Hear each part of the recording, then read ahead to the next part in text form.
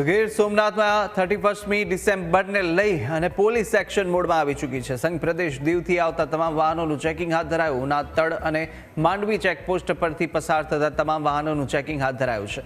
ઉનાની આ ચેકપોસ્ટ પરથી અનેકવાર બુટલેગર દારૂની હેરાફેરી કરતા હોય છે અને આ ચેકિંગથી બુટલેગરોમાં પણ ફફડાટ મચી ગયો છે।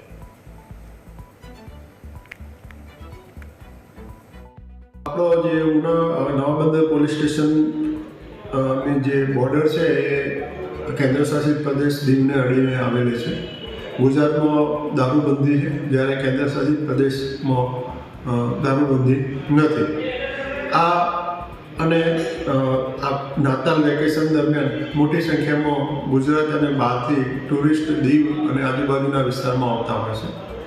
આ ધ્યાને લઈ અને નવાબંદર પોલીસ સ્ટેશન વિસ્તારમાં તડ અને નલિયા માંડવી ખાતે બે જગ્યાએ વાહન ચેકિંગના પોઈન્ટ ઊભા કરવામાં આવે છે।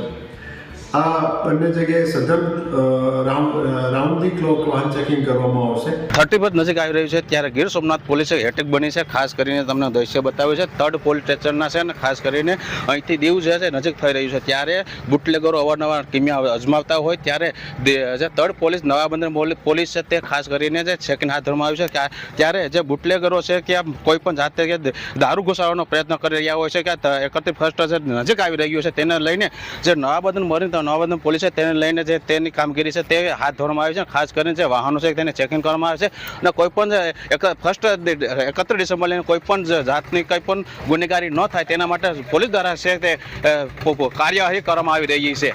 Arvind Sodha, news capital, Gir Somnath.